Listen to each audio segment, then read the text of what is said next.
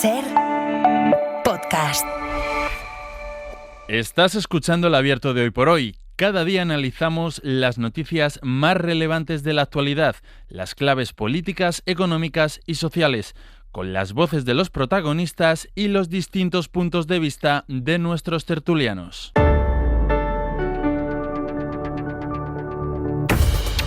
Hoy hemos convocado a Gonzalo Velasco. Hola, Gonzalo. Hola, ¿qué tal, Pedro? Que ha tomado su café. Sí, ya me he asegurado de venir con cafeína en el cuerpo. Ha dado el paseo desde Chamberí hasta aquí. Muy agradable. Tiene el tiempo medido. Todavía a esta hora se puede venir andando. Sí, he venido sofocado aún así, ¿eh? Sí, no, están siendo noches tremendas.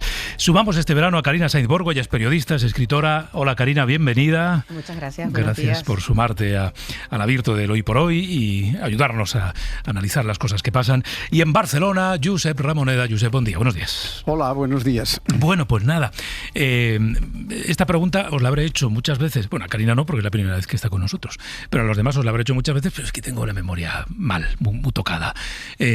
Tú ya me decías antes, Gonzalo, que futbolero eres lo justo. Sí, creo que sé más de fútbol por los compañeros de deportes de la SER que por haber visto partidos. Bueno, sí, a mí me pasa un poco lo mismo, sí. ¿Viste el de anoche? Sí, la segunda parte sobre todo. Josep, ¿tú lo viste? Sí, lo vi. Vale. Y sobre todo lo que vi es el escándalo de Infantino y compañía. Ahora vamos a eso, sí, ahora vamos a eso.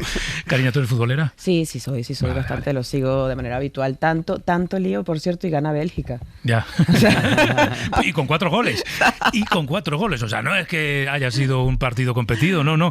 Vamos, que nivel, incluso con ese delantero, nivel, pues Estados Unidos tenía el justito. Quiero que saludemos a Javier Rodríguez Tenes, profesor de la Universidad de San Jorge, abogado especializado en Derecho Deportivo. Javier, muy buenos días. Hola, buenos días. Bueno, vamos a hablar, sí, de esa intervención política de Donald Trump, su llamada al presidente de la FIFA, la decisión del presidente de la FIFA, de retirar una tarjeta roja que habían puesto al jugador, digamos, estrella delantero de la selección de Estados Unidos en un partido anterior.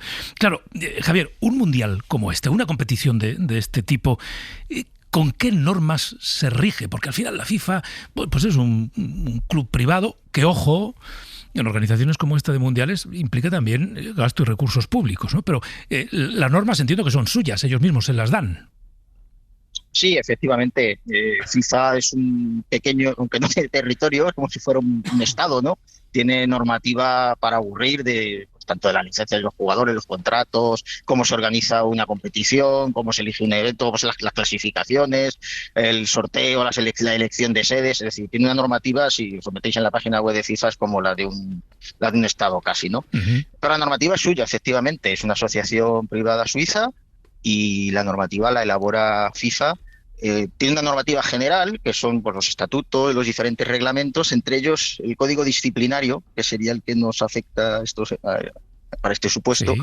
Pero luego para cada campeonato elabora unas bases de competición, digamos, unas normas que son específicas para determinar todo lo que debe acontecer en ese campeonato, que es muy parecido a lo que hace también UEFA, pues por ejemplo con la Champions, con la Europa League, etcétera. Tal vez es su propio reglamento de cada competición. Claro, pero entiendo que estas normas, además de establecer el reglamento, la manera en la que se compite, deberían dar algún tipo de garantías o certezas, en este caso a las selecciones nacionales que participan.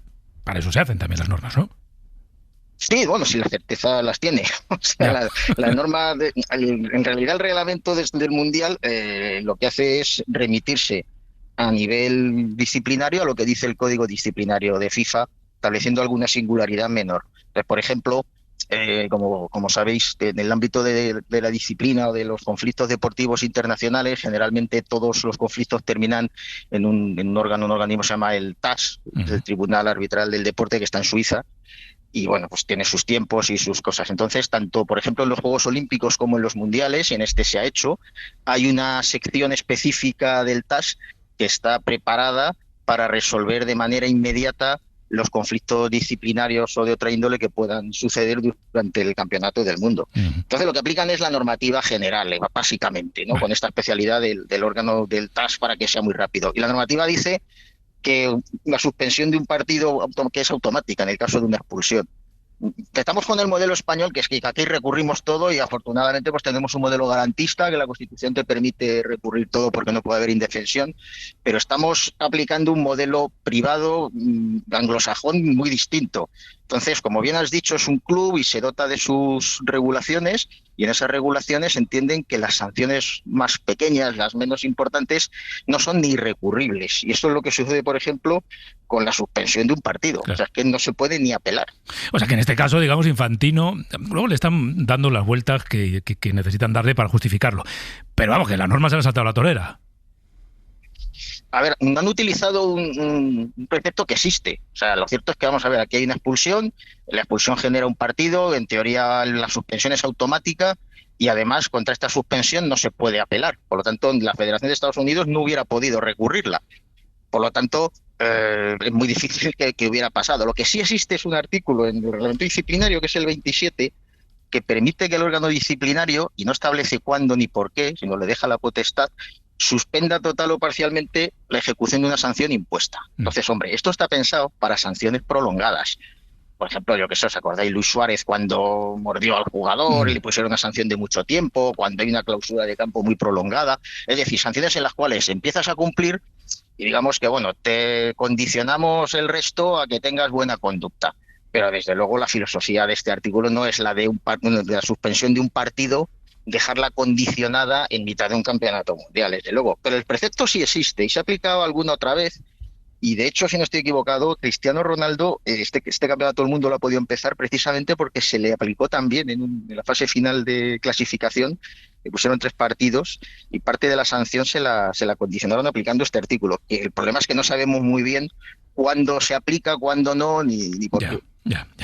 En todo caso, una última pregunta. Lo relevante en la respuesta, en la reacción, en la queja, en el recurso de Bélgica, entiendo que habría sido si Estados Unidos gana esta noche a Bélgica, ¿no? Y efectivamente hay un elemento que distorsiona el partido y por tanto la competición, que es la presencia de este jugador. Como Bélgica ha ganado, entiendo, no sé si va a dejar morir este asunto, ¿no? Pero cambia un poco las cosas. Eso la cambió por completo. Evidentemente yo esto lo dejaría morir y no haría nada. Ahora, también es cierto una cosa. Cuando Bélgica pidió explicaciones, FIFA lo consideró un recurso de apelación. Hemos visto que no se puede apelar las sanciones de un partido, ¿no? Pero es que encima el procedimiento de apelación está pensado para que, lógicamente, recurra al perjudicado. Es decir, la limitación es que puede recurrir una sanción el jugador o la asociación, o sea, es decir, la federación correspondiente que está perjudicada. Y lo que hizo FIFA, además, fue decirle a Bélgica que como ella no era la perjudicada por la sanción, que no se le podía admitir el recurso de apelación y se lo inadmitió. Bueno, vamos, que han hecho lo que les ha dado la gana. El resumen, ya está, ¿para qué le vamos a dar más vueltas? Javier Rodríguez, profesor de la Universidad de San Jorge y abogado especializado en Derecho Deportivo, ha sido muy esclarecedor. Gracias por habernos atendido. Gracias a vosotros. Gracias. Bueno, Josep, voy contigo. Hay una dimensión que es la de la FIFA. La FIFA, un club privado con normas que se dota a sí mismo y que se organiza como quiere y como, por cierto, los que deciden formar parte del club y colaborar en sus competiciones aceptan. Porque claro, que Infantino es muy malo. Bueno, y los que están ahí en el Mundial y las selecciones y el resto de federaciones, que les parece malo, les parece regular. Pero claro, aquí además está esta dimensión de Donald Trump cogiendo el teléfono y diciendo, por mi poder del tupé, yo te llamo y te voy a torcer el brazo. Para mí no hay vuelo en el verso. Es decir, Infantino hoy tendría que haber dimitido ya. Esto me parece que en cualquier institución mínimamente digna, mínimamente responsable, es lo que ocurriría. Es decir, imponer una decisión por una presión externa y además externa de un personaje como Trump, que solo hace que añadirle morbo a la cuestión, pues me parece absolutamente inaceptable. Hay un reglamento.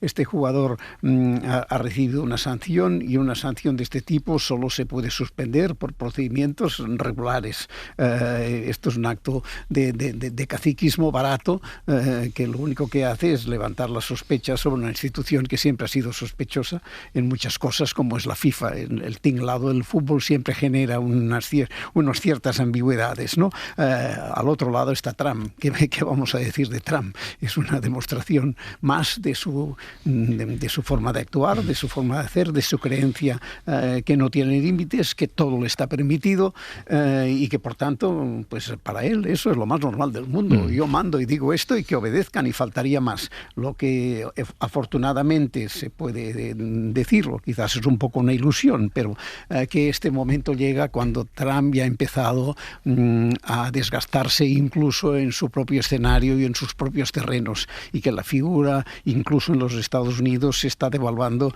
a un ritmo acelerado. Pero es eso, es el problema de tener en la primera potencia mundial al frente una persona sin conciencia de límites, es decir, capaz de cualquier disparate. Sí, sí. Voy contigo, Karina, y luego con Gonzalo voy a añadir una reflexión más. Claro, es inevitable llegar o pensar, bueno, si esto ocurre y se cuenta, ¿qué puede ocurrir con la FIFA y no se cuenta y no se sabe? Es decir, ¿qué otro tipo de decisiones se pueden estar tomando a partir de presiones que no sean públicas ni conocidas? Porque, claro, la mayor parte de los que presionan no son como Donald Trump, que sale ante los medios y dice, sí, claro, por supuesto, yo llamé y le dije que lo quitaran. Karina. Bueno, claramente con el personaje Trump es un señor que antes de llegar a la presidencia tenía un reality en el que despedía gente. Bombardea países, invade países. Es decir, la naturaleza del personaje es la que es. A mí lo que me parece interesante y lo que llama la atención es el tema de la FIFA, ¿no? Porque creo que desde el Mundial de Qatar en el 2022 se ha hecho cada vez más visible. La FIFA maneja miles de millones de euros. Es decir, es realmente una fuente de entretenimiento, de deporte, pero también de negocio. Y geopolíticamente, Infantino se ha posicionado muy a favor. Desde la adjudicación del Mundial en Estados Unidos, tiene una actitud ancilar, por no decirlo muy sumisa con Trump. Pero a mí lo que me recuerda de este episodio de Trump jactándose de la llamada telefónica, yo nací ese año, pero es verdad que siempre quedó entre los futboleros como un episodio en el Mundial del 82 en Francia-Kuwait, en el que baja el jeque kuwaití a exigir que anulen el gol francés, y en efecto el árbitro anula el gol francés. Después de eso la FIFA sanciona a los dos. Sanciona tanto al líder, tanto al jeque, como al árbitro que toma la decisión. Entonces, clarísimamente, lo que se transparenta es la FIFA como un sistema de negocio muy, muy bien manejado y muy bien enraizado con una dinámica geopolítica. Mi pregunta es, no hubiese ocurrido, pero ¿qué hubiese pasado si es Macron el que llama el teléfono? Y pide que a Mbappé no le quiten la tarjeta? No, hubiésemos reaccionado igual. No lo sé, lo hubiese ocurrido. Claro, hay una doble dimensión. Habría cedido Infantino a las presiones de otro líder mundial como Macron, y si es así, nos habría parecido igual de mal que la llamada de Trump. En esta segunda parte yo te diría que sí, ¿no? Bueno, que sí, al menos para mí. Pero francamente tengo mis dudas de que Macron cometiera una frivolidad. Bueno, nunca se sabe, pero al Madrid le pidió que no se llevaran a Mbappé las primeras veces con el PSG, aunque era título gracioso. Esto era entre forofos, digamos. Yo creo que lo hiciera porque, claro, precisamente lo que denota... Hay algo interesante, pese a que es verdad, como dice Karina, que ya conocemos mucho cuál es el histórico de actuación de decisionismo de Donald Trump, ¿no? Pero es significativo porque cuando se trata pues de saltarse a la torera a la Constitución estadounidense para invadir un país, cuando se trata de no respetar el derecho internacional, bueno, hay una cierta incluso fascinación o aquiescencia por el poderoso que se salta las reglas para ser eficaz, ¿no? De alguna manera, parte del autoritarismo contemporáneo tiene ese marco de legitimación, la eficacia, ¿no? Claro, esto es significativo políticamente porque resulta que esta decisión no tiene ningún tipo de operatividad, no tiene ningún tipo de eficacia, ¿no? Es más bien una demostración de impotencia. ¿Y por qué lo digo esto? Bueno, porque es un reflejo, ¿no? Casi un epítome de la decadencia de Donald Trump, y es una manera de hacer visible, tangible y sensible cuál es su actuación en el orden internacional, ese soberanismo que él exhibe, por el cual él puede tomar la decisión sobre cuándo se hace una excepción a la ley y cuándo no. Por lo demás, bueno, la psicopatología de los personajes es tremenda, ¿no? Yo creo que Infantino es también un ejemplo de lo que es el carácter autoritario que decía Eric Fromm, ¿no? Quien obtiene seguridad mediante la sumisión, pero al mismo tiempo le gusta de ser autoritario con los que están por debajo. Yo siempre he pensado que el deporte y el fútbol es uno de los únicos terrenos que está por politizar, y es verdad que la política actual está como está, pero me atrevo a pensar que imaginémonos unas elecciones a una federación nacional en el que hubiese realmente un debate, hubiese una disputa, hubiese quien plantease este tipo de cuestiones. ¿Qué vamos a hacer con la FIFA? ¿Qué vamos a hacer con el dinero? ¿Qué tipo de principios queremos aplicar? ¿Qué tipo de transparencia? Porque se decía antes, el fútbol, la FIFA es como un Estado. Pensemos que las federaciones autonómicas, regionales, nacionales, llegan con una ficha federativa hasta el último de los barrios de cada país. Son realmente reticulares, llegan a todas partes. Entonces, me parece que hablar de la politización de esas federaciones es una tarea por hacer. Vamos a hacer una cosa. Tengo que parar un poquito y luego cosemos con el hilo trumpista lo que ha pasado en el Mundial con lo que pasará a partir de hoy en Ankara, en la cumbre de la OTAN, hacia donde vuela Trump y donde van a ir llegando los líderes, entre ellos también el presidente español. Seguimos en El Abierto.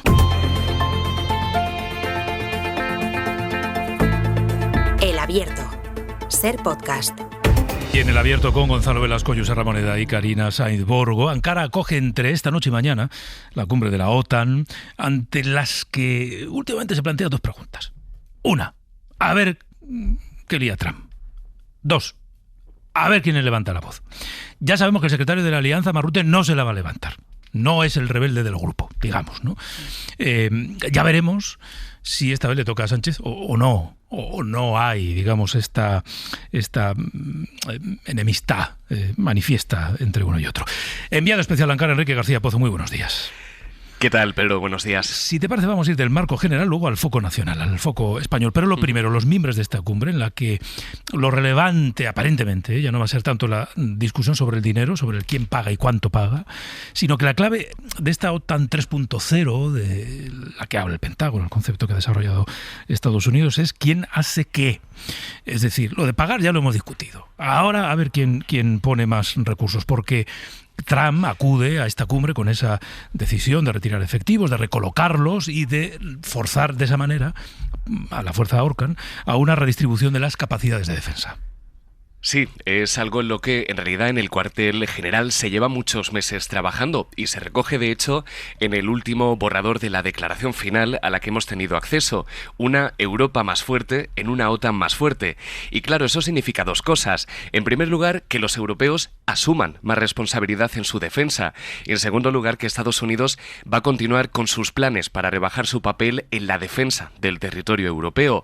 Esos serán, por tanto, los dos grandes pilares de una alianza, de esa Alianza 3.0, como la llaman en los pasillos de la OTAN y la han bautizado desde Estados Unidos, y en la que prácticamente todos, empezando por el secretario general, asumen que la senda tiene que seguir pasando por el aumento del gasto. Es lo que dijo y celebró ayer Mark Rutte, que vendió como una auténtica victoria de Donald Trump que los europeos y Canadá hayan gastado en promedio un 20% más en defensa en el último año. Fue lo que le explicó casi con la careta de maestro de primaria puesta en su reunión en la Casa Blanca, recordemos, hace unos días. Mark Rutte, y Donald Trump le exhibió grandes gráficos, imágenes, datos para hablar de el billón de Donald Trump, para dejar claro que todo lo conseguido en la OTAN es gracias al impulso del republicano. Pero Rutte pedía ayer algo más.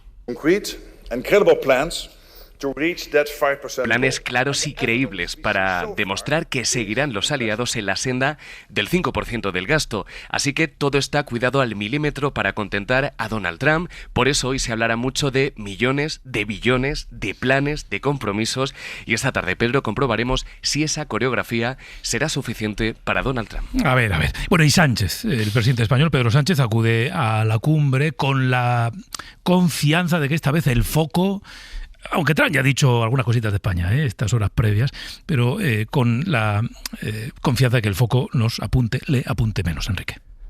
Sí, fuentes del gobierno dicen que España llega con la cabeza alta y con los deberes hechos, porque en Moncloa defienden que esas acusaciones de Trump, que en los últimos días se ha vuelto a referir a España como un desastre dentro de la alianza, no están basadas en evidencias empíricas ni en datos. Aseguran que esconden esos datos para avalar el relato de que España no cumple con la alianza. Esas fuentes recuerdan que la propia OTAN ha constatado que España ha cumplido los objetivos de capacidades comprometidos en la última cumbre. Así que Moncloa de alguna forma reta a justificar esas críticas de Washington con los datos, ante un Donald Trump que también ha apuntado en las últimas semanas contra otros líderes, como alguien hasta ahora en teoría cercana, la italiana Giorgia Meloni, con la que tiene un conflicto abierto por decir que le suplicó una foto. Trump, en lugar de buscar el acercamiento, publicaba ayer una foto en su red social con una frase: se requiere una orden de alejamiento.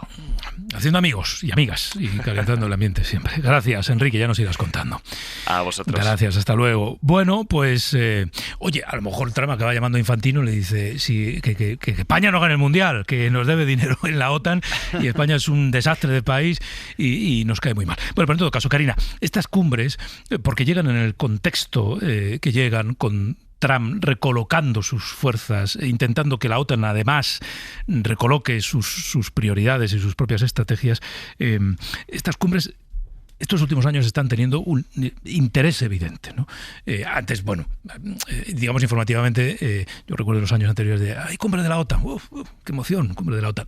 Las cosas ahora requieren una atención porque se están cambiando algunos de los pilares del orden que conocíamos hasta ahora. Bueno, es que las certezas que existían sobre la Alianza Atlántica ahora son, digamos, más débiles y tienen un problema, que es que el epicentro de ese temblor, vamos a llamarlo así, dentro de la relación, viene dada por Estados Unidos y por el Donald Trump de Estados Unidos, ¿no? Creo que en esta conversación sobre quién es realmente está más involucrado con la alianza, esta idea de quién paga más, ¿no? Además, hay que decir que Mark Rutte tampoco ha sido un personaje especialmente neutro porque ha tenido una serie también de gestos nuevamente, ¿no? Muy complacientes con Trump, pero creo que España llega aquí a la cumbre de la OTAN con una percepción doble de lo que está pasando. España no está diciendo que no colabora con la OTAN, al contrario, es decir, España tiene una serie de mecanismos, de disposiciones, bases militares, donde siempre han subrayado eso. Lo que está defendiendo es que no puede pagar más. Es decir, internacionalmente eso se lee como una provocación o un discurso provocador contra la posición de Trump, pero realmente España no está en ningún momento poniendo en contradicción ni está diciendo que va a dejar de colaborar. Lo que está diciendo es que no lo hará con dinero. Pero claramente con un Trump que está manejando todo el concierto internacional de una manera bastante particular y personalista, muy parecida a la llamada de la FIFA. Claramente lo que esperaríamos de Mark Rutte y esperaríamos de la OTAN es un comportamiento más coherente que el de un organismo de entretenimiento, clarísimamente, y de deporte. Gonzalo y luego Josep.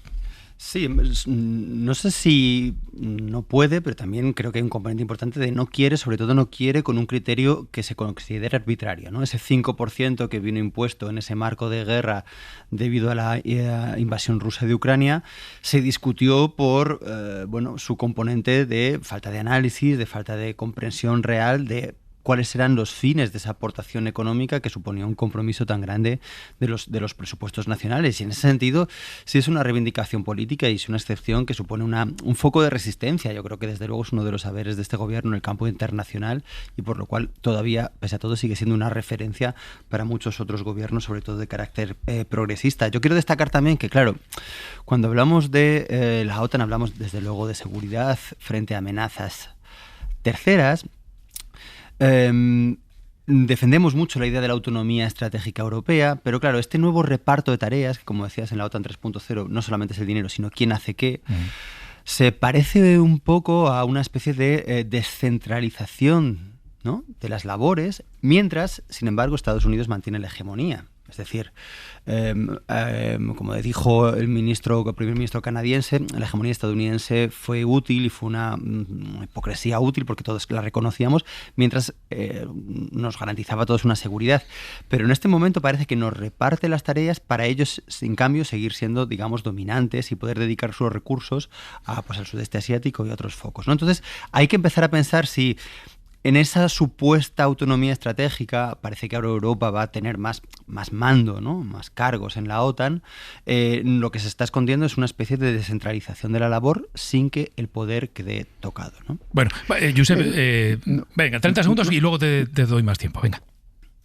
Dale. Sí, no, digo, me parece que el titular del País es elocuente, ¿no? Los países de la OTAN acuden a la cumbre de Ankara con el objetivo de aplacar a Trump. Pues estamos así, no avanzamos, no consigue Europa, la independencia, la autoridad, el criterio propio capaz de contrarrestar debidamente con Estados Unidos, ¿no? Y por eso a mí me parece que sigue siendo necesaria todavía la voz discrepante de Sánchez, que es el único que de alguna forma se comporta todavía y demuestra una cierta capacidad de afrontar a Trump. No sé, esta actitud de Europa a mí me desanima mucho, ¿no? ¿Qué diría el general de Gaulle si saliera de su tumba, ¿no? Qué horror la situación en la que Europa se está entregando sin capacidad de construir realmente una posición consistente propia, con complicidades, pero con los momentos difíciles necesarios con Estados Unidos, porque no somos unos entregados, somos una potencia mundial y a veces nos cuesta creerlo, ¿no? Vamos a hacer un pequeño alto en el camino. Después actualizamos todo lo que está pasando y vemos cómo se proyecta la mañana con Javier Casal y seguimos en el tiempo del abierto.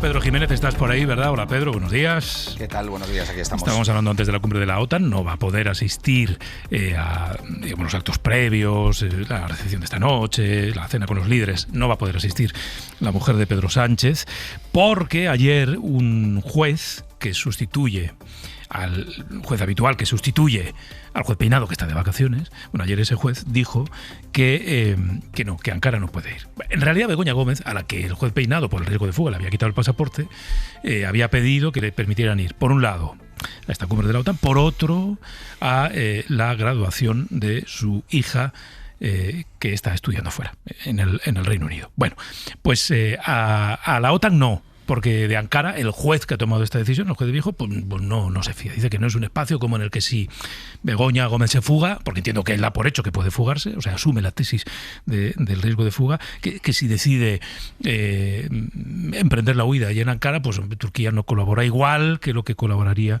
el Reino Unido, a donde sí le permite viajar para la graduación de su hija. Pedro. Sí, no es la primera vez que Peinado deja una patata caliente así a un compañero. Hace 2 años le tocó al sustituto natural, que no estaba de día libre, resolver el recurso de Pedro Sánchez. Le había citado a declarar en Moncloa presencialmente como testigo y el presidente quería hacerlo por escrito, tal y como le permitía también la ley. Antonio Viejo, el tercero en discordia, es el que ha resuelto ahora esta petición de Begoña Gómez en una decisión salomónica. Ella podrá ir a Reino Unido a la graduación de su hija por las circunstancias del evento y porque la cooperación judicial entre España y Reino Unido es fluida y esto reduce el riesgo de fuga. Estos son los argumentos para conceder la autorización para este desplazamiento, pero sin embargo estos no valen para el segundo desplazamiento, ese viaje a Turquía, a la cumbre de la OTAN, porque dice Viejo que no es espacio de la Unión Europea y Gómez no tiene participación activa alguna en esa cumbre. Moncloa califica de incomprensible este veredicto, que tiene su origen en la decisión inicial de Peinado el pasado 20 de junio y que está pendiente de recurso. Retiró el pasaporte a la mujer de Pedro Sánchez a pesar de que se mueve rodeada de escoltas de policías nacionales. El juez pues no se fía de ellos, cree que por sí mismos o por órdenes de sus superiores pueden ayudarla a fugarse y ella está a punto, si los recursos ante la Audiencia de Madrid no lo impiden, de sentarse ante un jurado popular acusada de 4 delitos por los que le piden hasta 24 años de cárcel. Bueno, que entonces Peinado debe estar fibrilando ahora mismo, porque si él cree que los policías le pueden ayudar a fugarse y Begoña Gómez, por permiso del sustituto, se va a Londres acompañada de policía, a ver si le van a ayudar a fugarse. Y entonces el juez Peinado tiene razón. En fin, es todo un poco rocambolesco. Se ha hablado mucho estos días de la justicia a 2 velocidades, de lo rápido que se resuelven algunos asuntos, otros parece que se eternizan.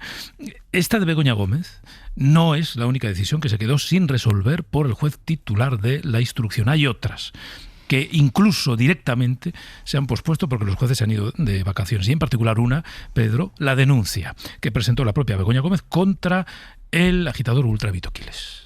Sí, esto suena a ficción, pero es real. La sección cuarta de la Audiencia de Madrid había fijado deliberación y fallo del recurso de Begoña Gómez contra el archivo de su denuncia por acoso contra Vito Quiles ayer lunes 6 de julio. Pero los magistrados anularon la cita porque ya estaban disfrutando del periodo vacacional. Es literal lo que pone en la resolución. Y de momento, pues no hay nueva fecha. Un juzgado de la localidad madrileña de Majadahonda rechazó de plano, sin practicar diligencia alguna, la denuncia de Gómez, que atribuía delito al agitador porque, según su versión, la abordó en un local del noroeste de Madrid cuando estaba con unas amigas, la zarandeó y la impidió marcharse. A su recurso se ha sumado también el fiscal Pedro. Gracias, Pedro. Hasta luego. Vosotros. Bueno, pues Karina, empiezo por ti. La decisión conocida ayer de este juez que tomaba la decisión que debía haber tomado el juez Peinado, pero que dejó pendiente para que decidieran otros respecto a la posibilidad o no de salir de España, depende de dónde, de Begoña Gómez. Sí, no, claramente, como bien habéis comentado, aquí hay un elemento también, creo yo, que induce a la interrogación, ¿no?, entre los ciudadanos comunes y corrientes, ¿no? Que hasta qué punto, qué riesgo procesal ve realmente el juez para poner unas medidas restrictivas de ese tipo, que es la pregunta, y luego el juez sustituto decide como una decisión salomónica, ¿va a este sitio o no al otro? La pregunta de fondo que yo creo que hay aquí es que realmente no estamos hablando, es decir, una cosa es la conversación de fondo, es que Begoña Gómez tiene una visibilidad política y pública, es decir, ¿se puede juzgar a Begoña Gómez exactamente igual o puede tener el mismo tratamiento de cualquier otro ciudadano? Esa es la pregunta que hay entre medias y es lo que aparentemente las decisiones judiciales aparentan o comunican con esta pregunta, porque realmente la discusión es por qué una cosa sí y otra no. No, es decir, realmente es, creo yo, la conversación que se pone de manifiesto, sobre todo con una decisión de este tipo, con una medida de restricción de moverse. Uh-huh. Gonzalo.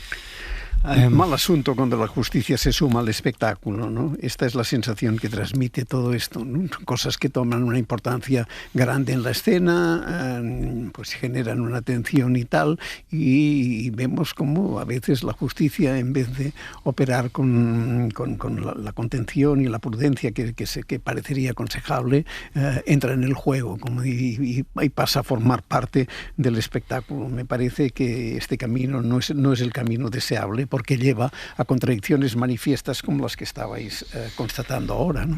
Como puede ser que a un sitio sí y al otro no, por ejemplo. Sí, además que desde el punto de vista jurídico, obviamente, claro, yo siempre que hablo de las decisiones de los jueces tengo prudencia porque no tengo conocimiento de la particularidad, de la finura, como dices, del derecho. Pero no puedo evitar pensar que hay un cierto sesgo, casi diría orientalista, es decir, vale, Turquía no forma parte de la comunidad de países que participan de una idea de libertad y de Estado de Derecho. Bueno, vamos a ver, la reunión de la OTAN se va a celebrar en Ankara hoy. Quiero decir que no es que si Begoña Gómez va a Turquía, de repente se va a fugar por Anatolia y va a acabar en Moscú, allí en un piso franco, ¿no? Quiero decir que hay garantías suficientes, aparte de que obviamente viaja en un avión oficial y con todas las garantías. Entonces, jurídicamente ya no termino de entender la decisión como tal. Después, las decisiones de los jueces en un Estado de Derecho tienen que tener también en cuenta que la repercusión pública que tienen, entonces que no puedan parecer sesgadas. Inevitablemente el hecho de impedir que la mujer del presidente esté en la cena junto con Pedro Sánchez y con el resto de presidentes y sus consortes parece un castigo, ¿no? Entonces eso es lo que parece, en cierta manera, ¿no? También sería un castigo que no fuera al viaje de su hija. Claro, pero eso es una cuestión privada, pero eso es una cuestión al presidente, ¿no? Lo otro sería una cuestión a su hija y la hija es una figura privada, de momento, ¿no? Entonces yo lo que sí que es verdad y que hay que conceder es que seguramente estas cuestiones se solucionarían si tuviéramos más formalizada las labores de la pareja, del consorte del presidente o presidenta del gobierno, que es algo que hemos hablado también por su acusación, o sea, qué figura tiene, qué uso puede hacer de los recursos públicos, si debe tener algún tipo de función institucional, que en este caso presuponemos que informalmente la tiene, pero formalmente no está reconocida, ¿no? Y por lo tanto, de ahí se fundamenta el que el juez pueda tomar esta decisión. Pero bueno, en todo caso, como decía Josep, esto forma parte de una suerte de arbitrariedad, de contribución a un estado de opinión que no se le puede escapar al juez que está participando de ello, ¿no? Karina. Es que aquí vuelvo a la pregunta inicial, es decir, desde el punto de vista de un ciudadano que observa esto y se pregunta, ¿cualquier ciudadano sería sometido a los mismos tratamientos? Otra vez, la esfera de lo privado y la esfera de la responsabilidad pública, que acaba de mencionar Gonzalo. ¿Qué clase de riesgo procesal hay para que el juez decida aplicar unas restricciones de ese tipo? Que es la pregunta, creo yo, de base dentro de todo esto. De hecho, fíjate, Karina, me atrevería a decirte que habría más riesgo de fuga en un ciudadano anónimo, claro, que en la esposa del presidente del gobierno. No sé, quiero decir, llámame loco por pensar que a lo mejor Begoña Gómez, por ser Begoña Gómez, no se va a fugar. Y Pepito o Pepita, ciudadano normal y no conocido, sometido a un proceso judicial, pues igual intenta coger las de Villadiego. Pero bueno, no sé. Pero la salud de la relación, la percepción de los ciudadanos con la justicia, creo que es lo que prevalece en esta conversación. Es decir, hay que mirar con atención la idea de por qué se toma esta decisión, ¿no? Y por qué una decisión tan restrictiva. ¿Cuál es el motivo? ¿Cuál es el origen? Que a mí lo que me parece turbio de todo esto es esta idea de pensar, bueno, los jueces metidos dentro de un espectáculo político, es lo que a mí me resulta lesivo, lo que me resulta complicado, lo que tendríamos que mirar con mucho cuidado y con mucha prudencia, porque el Poder Judicial tiene un peso y una importancia, y la naturaleza de sus decisiones mana de esa importancia justamente. Pero es que, ¿cuál es el motivo para poner esta limitación de una persona que viajará con el presidente del gobierno y con todo el aparato de policial que les acompaña? Y por tanto, que en el caso de que hubiera, pues lo que sería exigible inmediatamente sería, para empezar, la dimisión del presidente del gobierno. Es decir, se fugará Begoña para que su presidente dimita, para que su marido dimita. Es que no sé, me parece tan inverosímil pensar que es posible una fuga en estas circunstancias que inevitablemente da la sensación de ser un ejercicio de hacerse notar, de hacerse oír por la justicia, pero que no favorece a la justicia en este caso, porque no se ve la manera de encontrar una justificación de que el riesgo sea realmente real. Es que comportaría una crisis general con división del presidente del gobierno. Como este argumento tuyo, Josep, tiene el peso del hormigón armado, sí, el juez Peinado ya buscó, digamos, la salida argumental a esta explicación que tú das, que es ante la ejemplaridad. Bueno, y esto, ante quienes puedan pensar que cómo se va a fugar si son viajes oficiales y va con policías y protegida, ante quien pueda pensar eso, el juez dice, no, es que a lo mejor le ayudan los policías. Entonces, no es que no se vaya a fugar por ser una figura pública, es que, sí. En fin, es todo tremendo. Por cierto, ayer hay en torno a este juez que ha tomado esta decisión última, una discusión por ahí, que yo creo que en el fondo, pues oye, despista sobre el fondo del asunto, ¿no? Es que fue alto cargo socialista de un gobierno socialista, director general. Este juez viejo, digamos, apuntalando con esa condición que efectivamente un juez que no es sospechoso, según quien utilice ese argumento, de ser de derechas, cree que hay riesgo de fuga. Bueno, pues mire usted, pues habrá sido lo que haya sido, como si es medio pensionista, pero el caso es que toma una decisión que resulta difícil de entender. Difícil de entender. Yo insisto, o hay riesgo de fuga o no hay riesgo de fuga. El pasaporte se quita, se supone, porque hay riesgo de fuga. Se pueda fugar desde Cuenca a Londres o desde Albacete a Ankara. Si no hay riesgo de fuga, que viaje. Si hay riesgo de fuga, que no viaje a ningún sitio. Pero a ningún sitio. Sí, está claro. A ver, la decisión seguramente cuestionable sea la primera, la de retirarle el pasaporte, claro, y sobre esa base efectivamente pues hay un componente, pues no sé si decir de arbitrariedad, de ambivalencia en esta última de las decisiones, pero de nuevo, el efecto es este, que estamos hablando de ello, el efecto es que el líder de la oposición seguramente utilice el marco de, claro, es que el presidente del gobierno, su mujer puede ser una fugada y hay riesgo de que se fugue, ¿cómo puede usted mantenerse en el cargo con esta condición? Mientras que luego cuando debatimos sobre la cuestión pequeña diremos, no, es que es una cuestión técnica, es que cada una vez que se ha dictado sentencia. Bueno, por eso digo que las decisiones en un Estado de Derecho y ante la opinión pública de los jueces tienen que considerar esa dimensión, no pueden operar como si vivieran en una especie de limbo, ¿no? Y por tanto hay un índice de irresponsabilidad, desde luego, aparte de que nos faltan capacidades para comprender por qué le ha retirado el pasaporte. Y que mira, ante el argumento ese, mira, 2 jueces ven riesgo de fuga. Mire usted que lo de la infalibilidad de los jueces también es discutible. Porque además en este caso no se están juzgando hechos, sino que se están presuponiendo intenciones. Sí. Y oiga, mire usted, pues usted puede presuponer una cosa y yo puedo presuponer la contraria. O una cosa y la contraria al mismo tiempo, como el juez de ayer. Otro asunto judicial, otro de los asuntos que van a marcar la semana, el caso Leire, que va a dejar la declaración de la presidenta del PSOE en sede judicial hacia final de semana, eso es el viernes. De momento, hoy, tomen nota en la agenda, el juez Pedra va a tomar declaración como testigo al comandante de la Guardia Civil, Rubén Villalba. Y como guiarse en todos estos casos es complicado, habrá gente que dice, ¿y Rubén Villalba quién es? ¿Y por qué declara?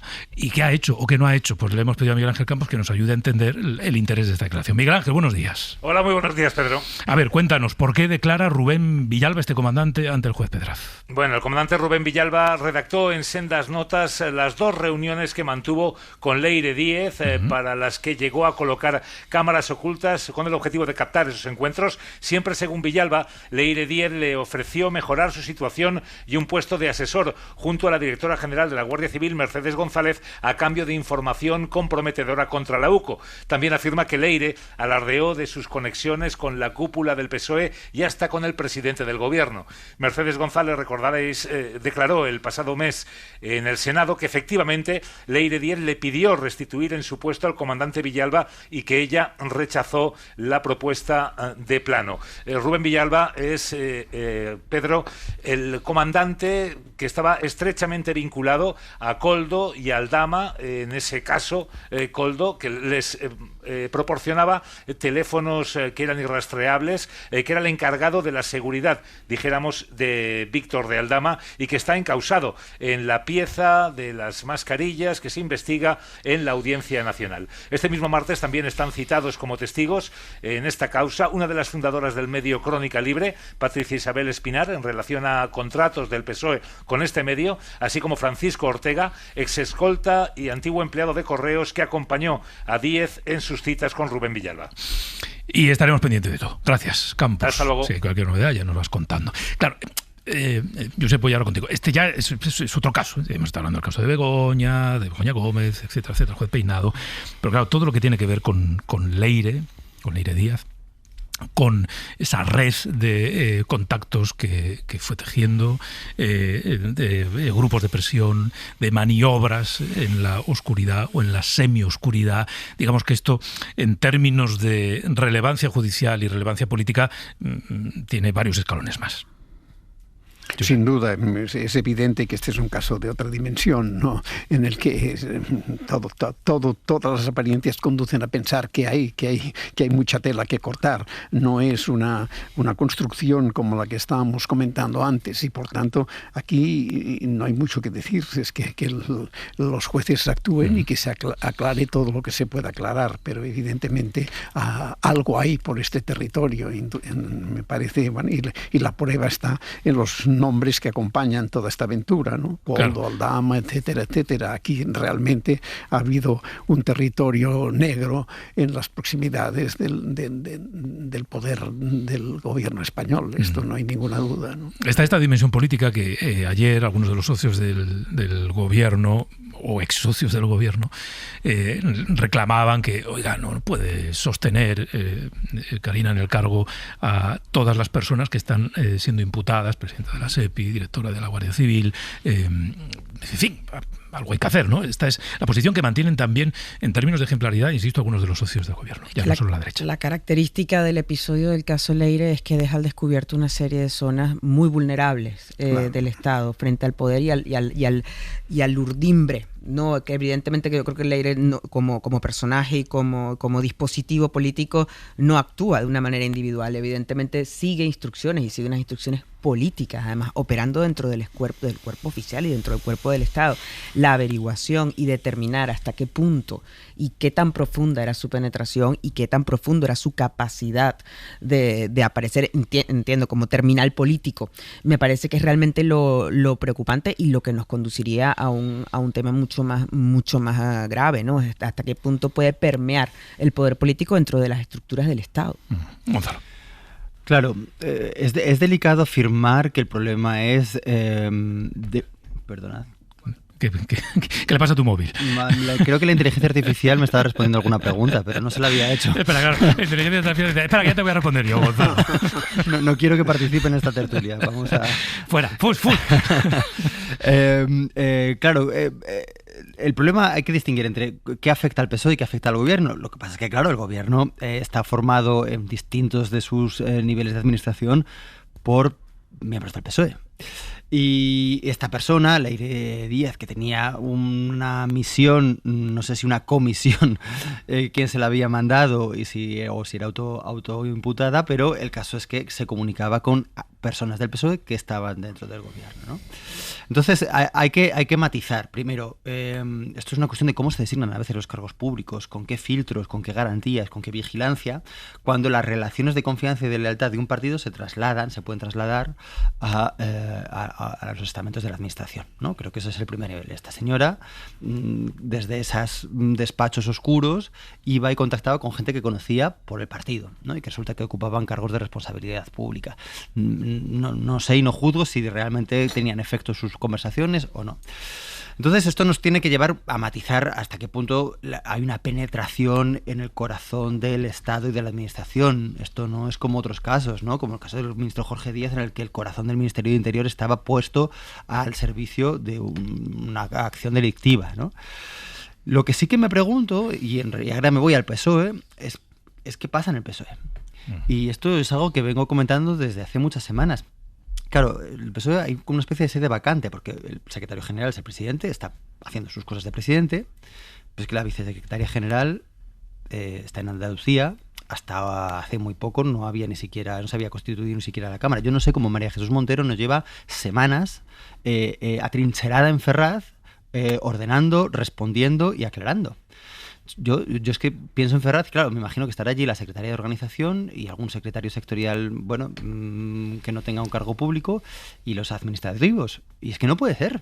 El PSOE debería ser ahora el lugar desde el que se estuviese dando cuenta de qué es lo que ha pasado, porque el problema ha surgido de allí, que ha contactado, que ha penetrado, que ha contaminado estamentos de la administración, desde luego, pero el problema viene del PSOE. Entonces a mí me llama la atención la falta de asunción de responsabilidades y de rendición de cuentas por parte de la organización del partido, sinceramente. Yo creo que en torno a Leire Díaz hay ya demasiados sí, pero. ¿En qué sentido lo digo? Claro. Han ido apareciendo muchas noticias de Leire se vio con, y luego esa persona dice sí, pero no sirvió de nada, ¿no? Hay muchos sí, pero. O sea, todo el mundo al final sí se vio con ella, pero todo el mundo establece el pero nada, pero ni promovía al cargo, ni tuvo nada que ver en el rescate tuvo reunido, ni nada, por supuesto, no influyó en nada, pero todo el rato es sí, pero. Al principio era nada, esta es una señora fantasiosa que se está inventando un papel que no tuvo.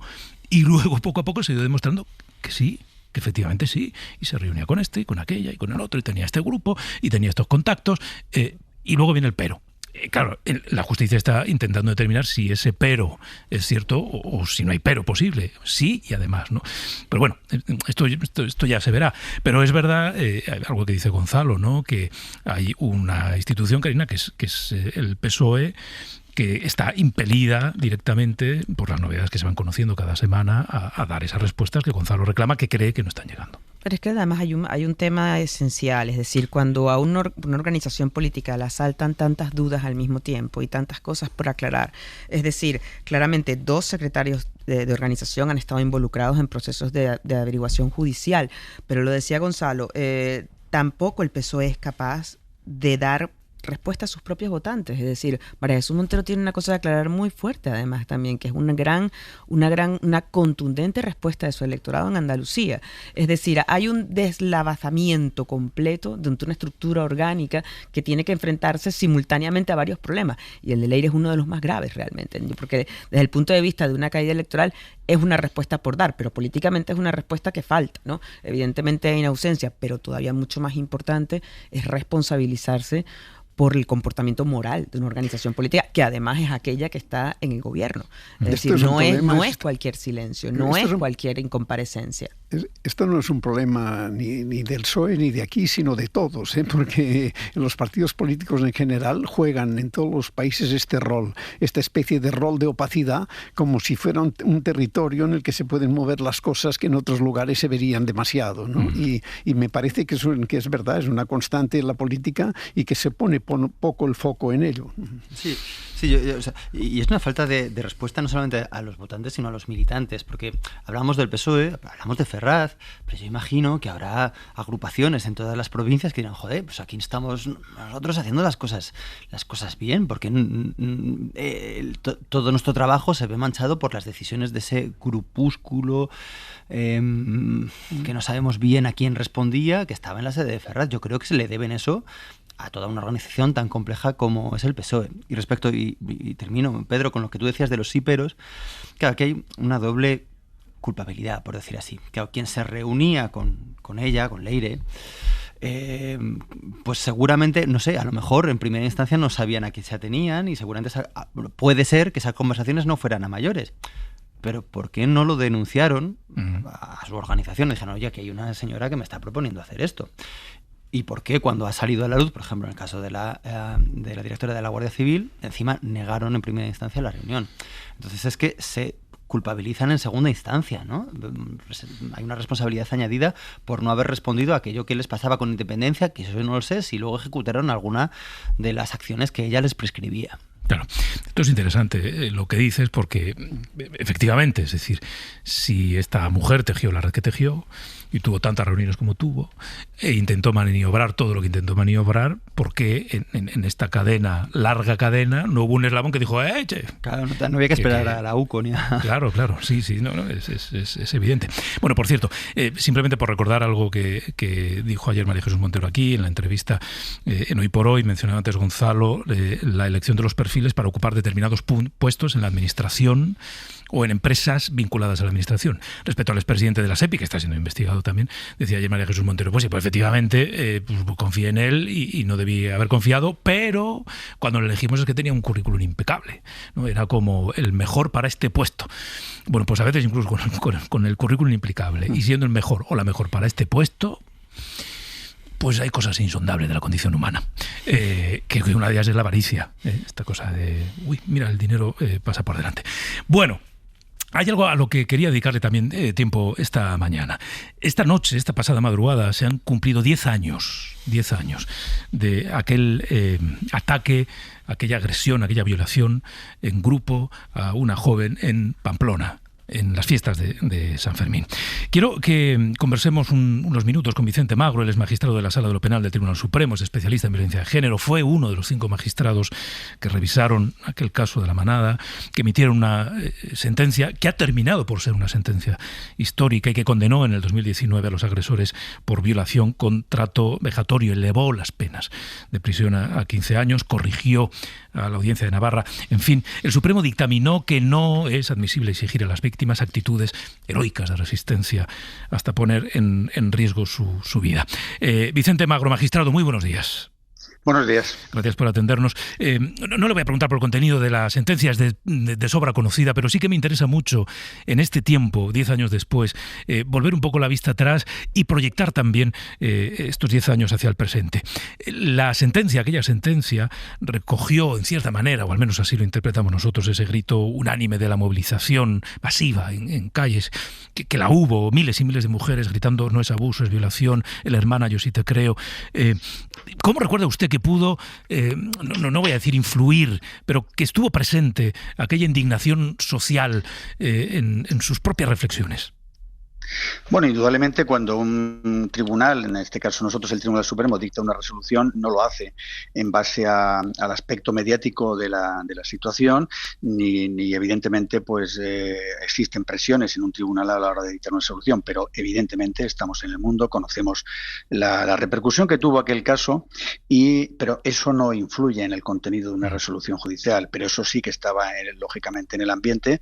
Fue una resolución que nosotros anticipamos el fallo, fallo, eso sí es cierto. Antes, primero anticipamos el fallo para que se conociera por la sociedad, porque ahí sí que entendíamos que era importante que la sociedad pues conociera el resultado de una resolución que nosotros habíamos deliberado y por unanimidad entendimos que esos hechos probados que se describían en la sentencia pues era una violación. Eso no era un abuso sexual. Eran 5 personas que habían acorralado a una chica en las fiestas y pues realizado actos sexuales sin consentimiento de la misma. Y ahí estuvo la clave en la existencia de intimidación. El tribunal de instancia pues entendió que no era intimidación y nosotros entendimos que sí que era un acto. Y bueno, evidentemente pues eso ya ha trascendido a posteriores resoluciones. Y se introdujo en la resolución también que cuando hay una violación grupal no solamente se castiga el acto sexual forzado por cada uno de ellos, sino además la cooperación de los demás que intervienen. Y eso sí que es cierto que las acusaciones posteriores en caso de violaciones grupales se tuvo en cuenta que no solamente la pena era por tu violación, sino por cooperar a la violación de tus compañeros en el acto sexual. Claro, porque en esa sentencia no solo, bueno, el tiempo al final nos da la perspectiva, ¿no? No solo se trataba de establecer esta versión definitiva del Tribunal Supremo sobre los hechos, sino que es, yo creo que innegable, ¿no?, que aquella sentencia, y usted ya ha apuntado a algo, ha tenido consecuencias y repercusión en la lucha contra la violencia sexual. Exacto, y además yo creo que también a la víctima es una parte importantísima del proceso que históricamente se le ha dejado aparte, es decir, no se ha considerado a la víctima, y ahora yo creo que las resoluciones que estamos dictando en el Tribunal Supremo, que tenemos una jurisprudencia muy avanzada, yo creo que de las más avanzadas ahora mismo en la Unión Europea, estamos poniendo también el foco en la víctima. ¿Por qué? Pues para que la víctima confíe en el sistema. No podemos estar exigiendo a las víctimas de violencia sexual, de violencia de género, que denuncien si no transmitimos un mensaje de confianza a la víctima de que sepa que se le va a escuchar, que se le va a atender, que se le va a proteger, que la víctima cuando denuncia va a sentirse protegida. Si no es así, la víctima no va a denunciar, la víctima se va a callar la agresión sexual, las víctimas se van a callar la violencia de género. Y nosotros hemos introducido un concepto muy importante, además de los más avanzados en la Unión Europea, que es una violación, una agresión sexual, es violencia de género, porque es un ataque a la mujer por el hecho de ser mujer. Y nosotros en varias resoluciones, ya hemos puesto más de 50, hemos introducido el concepto que estos temas hay que tratarlos con perspectiva de género. Es decir, poner el foco en el que el hecho se comete hacia una mujer por el hecho de ser mujer.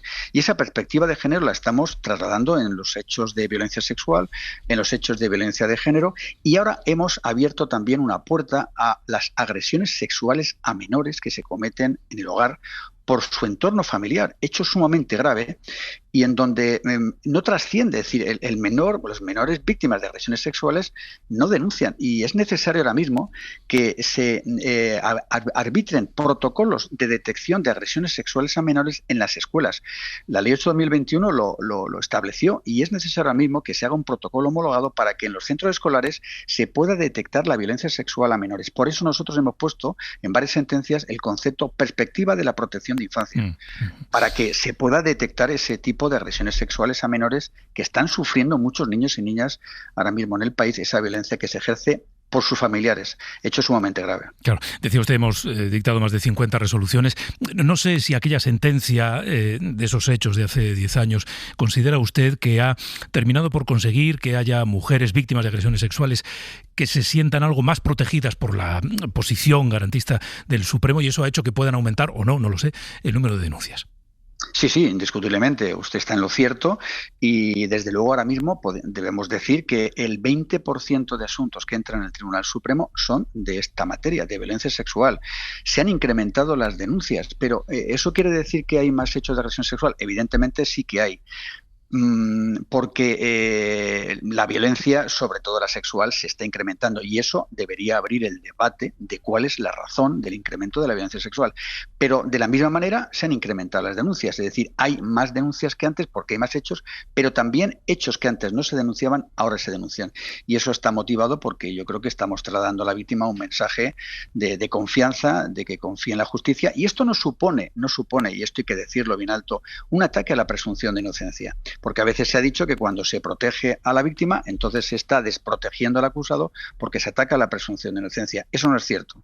El hecho de que se proteja a la víctima no desprotege al acusado en el proceso penal, que siempre parte con la idea de la presunción de inocencia. Pero lo que no podíamos seguir es como estábamos hasta ahora, en que la víctima era un mero testigo, y yo siempre me he quejado de que se califique a una víctima de violencia sexual, de violencia de género, de cualquier hecho delictivo como testigo. Y hemos dicho en varias sentencias que la víctima de una agresión sexual no es un testigo, es el sujeto pasivo del delito, es la persona a la que han agredido sexualmente. Y yo reclamaba, y lo hemos reclamado en varias resoluciones, que hay que cambiar el concepto de víctima como testigo. La víctima es víctima, pero no es un testigo. El testigo es una persona que ha visto un delito, pero no el que ha sufrido el delito. Me queda un minuto, pero quería trasladarle una consideración personal. Quizá no debería hacerlo, pero lo voy a hacer. Como supongo no, es un hecho. Nosotros, los españoles en general, las españolas no se leen las sentencias del Supremo. Quiere decir que esto no es un reproche ni nada por el estilo, sino que forma parte de lo que la gente no hace, ¿no?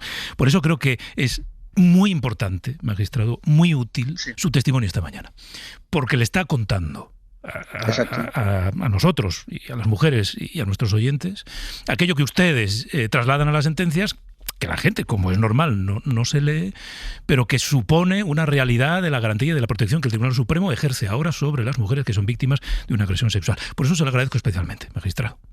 Sí, no, y es cierto que nosotros estamos aquí también para contar, no nos escondemos en modo alguno, y desde luego, sobre todo en hechos tan delicados y tan graves. Y este mensaje es un mensaje de tranquilidad a las víctimas, no solamente de violencia sexual, de cualquier otro delito.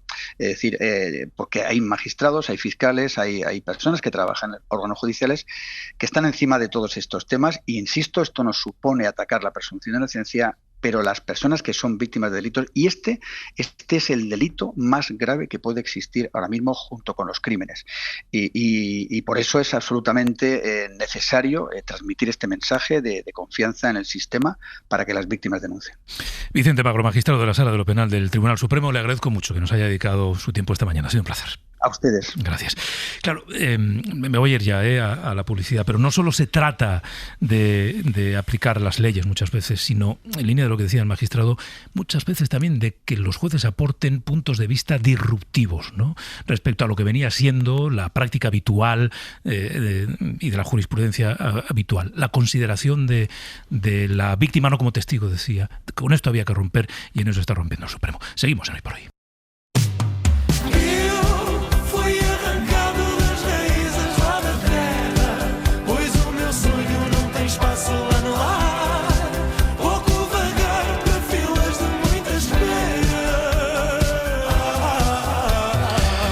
Este año nos vamos a ir al portugués.